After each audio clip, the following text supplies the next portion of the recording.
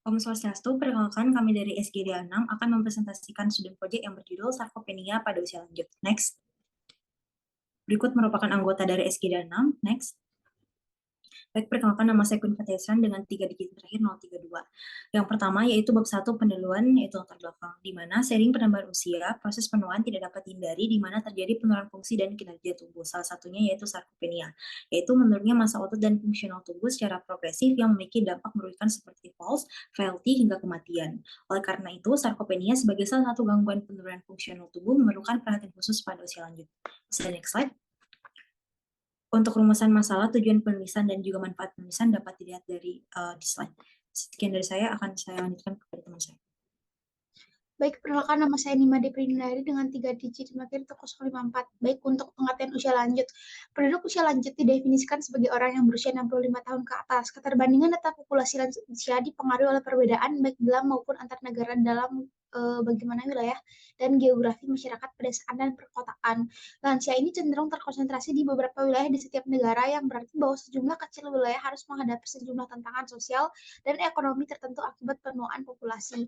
Mungkin bisa di next. Baik, perkenalkan nama saya Nyoman Mas Pranjata Tangkas dengan 3 izin terakhir 053. Baik, jadi dari kata sarkopenia ini berasal dari bahasa Yunani yaitu sarnya untuk daging dan penia untuk kehilangan. Yang mana ini mengacu pada terjadinya pengurangan massa otot dan fungsi dengan penuaan. Nah, sarkopenia ini merupakan sindrom geriatri yang ditandai dengan penurunan otot rangka yang berkaitan dengan penambahan usia dan kekuatan otot atau kinerja fisik yang makin menurun.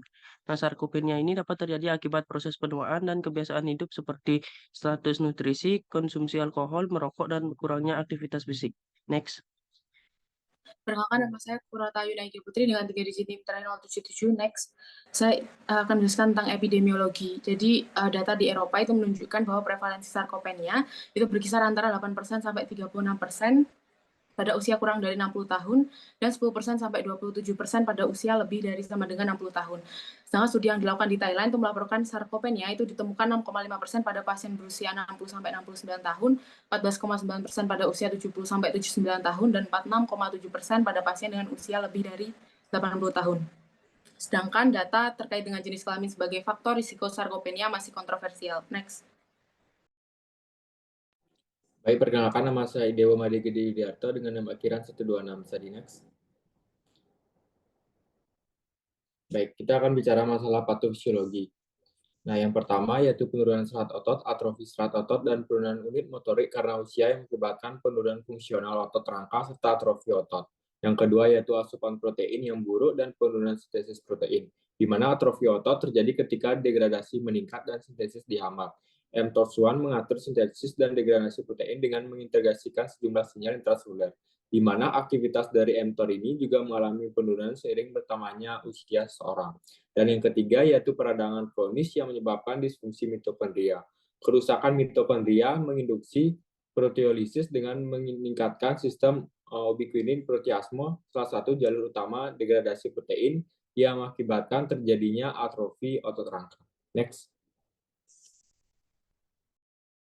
Baik, sebelum perkenalkan nama saya Putri Rani Ibo dengan 3 digit yang terakhir 84. Sekarang saya akan menjelaskan mengenai gejala sarkopenia. Next.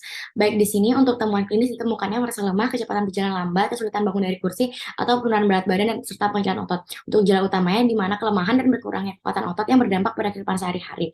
Untuk identifikasi pendukung sarkopenia, yang pertama ada kriteria pertama yaitu kekuatan otot rendah, diagnosis dikonfirmasi dengan dokumentasi tambahan dari kriteria 2 yaitu kuantitas atau kualitas otot rendah, dan jika kriteria 1, 2, 3 semuanya terpenuhi, sarkopenia dianggap parah yaitu performa fisik rendah. Lalu untuk peningkatan risiko di sini, untuk peningkatan risikonya sendiri, ada jatuh dan patah tulang, gangguan aktivitas sehari-hari, peningkatan jadi dan penyakit jantung, penyakit pernapasan, gangguan kognitif, dan gangguan mobilitas. Next. Baik, sebelumnya perkenalkan nama saya Ayu Paramita Indrasari dengan 3 digit NIM belakang 202. Next. Jadi untuk prognosis sarkopenia tergantung pada kecepatan diagnosis dan penyakit dari komorbid pasien. Prognosis sarkopenia tergantung pada kecepatan dari diagnosis dan kepatuhan pasien dalam menjalankan terapi. Peningkatan massa dan kekuatan otot tercapai jika pasien melakukan latihan beban secara teratur selama 3 bulan. Dan hasil ini akan lebih baik jika dilakukan diagnosis sejak awal dengan derajat keparahan belum berat. Baik, sekian dari saya. Next.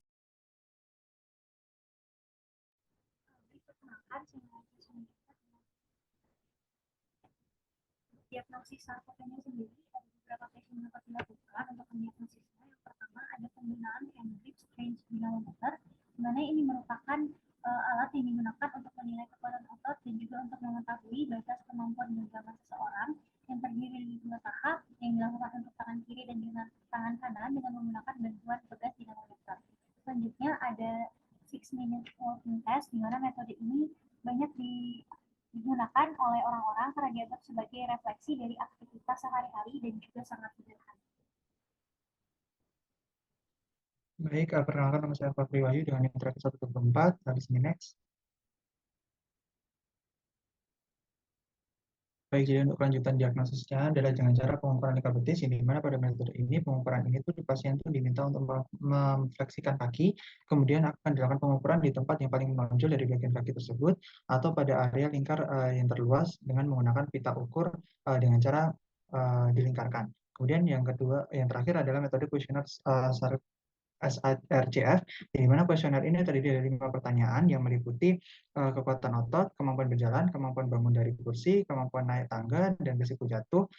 Dan kemudian seseorang dapat dikategorikan dapat menderita sarkopenia apabila skor SAR CF-nya itu adalah lebih dari 4, yang dimana kuesioner ini juga bisa digunakan untuk mendeteksi dini sarkopenia. Baik, bisa di next.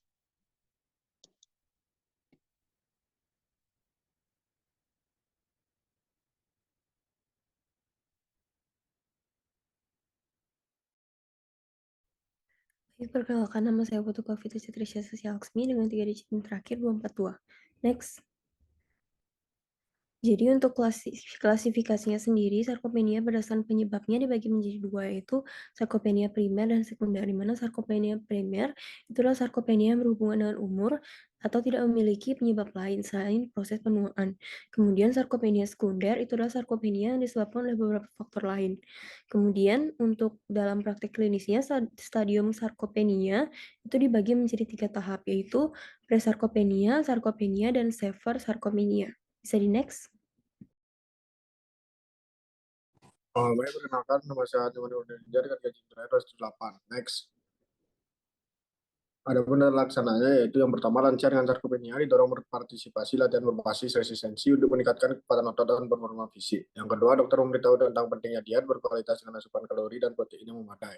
Yang ketiga, dokter mempertimbangkan intervensi gizi dengan suplemen protein. Dan yang terakhir, intervensi nutrisi harus dikombinasikan dengan latihan fisik pada lansia dengan sarkopenia. Next. Baik, akan saya lanjutkan. Perkenalkan, nama saya Nyoman Malini dari Mariana dengan 3 digit NIM terakhir 034. Bisa di next. Sekarang kita akan masuk ke bab 3, yaitu penutup. Dan kita akan mulai dari kesimpulan terlebih dahulu. Bisa di next. Baik, kesimpulannya yang pertama untuk definisi, orang lanjut usia didefinisikan sebagai orang yang bertambah berusia 65 tahun ke atas, dan perubahan itu menyebabkan adanya perubahan pada fisiologisnya. Nah, salah satunya itu adalah kondisi yang disebut sebagai sarkopenia, di mana sarkopenia ini adalah suatu sindrom geriatri yang ditandai dengan penurunan massa otot, penurunan kekuatan otot, dan juga penurunan kinerja fisik. Dan gejala utama sarkopenia ini adalah kelemahan dan berkurangnya kekuatan otot yang berdampak pada kehidupan sehari-hari. Perubahan yang terjadi itu ada perubahan morfologis sehingga terjadinya atrofi pada otot. Lalu untuk diagnosisnya dapat dilakukan dengan hand grip test, 6-minute walking test, pengukuran lingkar betis, dan juga kuesioner SRCF yang dengan hasil kuesioner lebih dari 4 menyatakan seseorang menderita sarkopenia. Untuk tata laksananya yaitu bisa diberikan latihan berbasis resistensi, memenuhi asupan kalori dan protein yang cukup, suplemen protein, dan juga latihan fisik untuk meningkatkan kekuatan otot dan performa fisik. Baik, tadi adalah kesimpulannya, kita bisa next.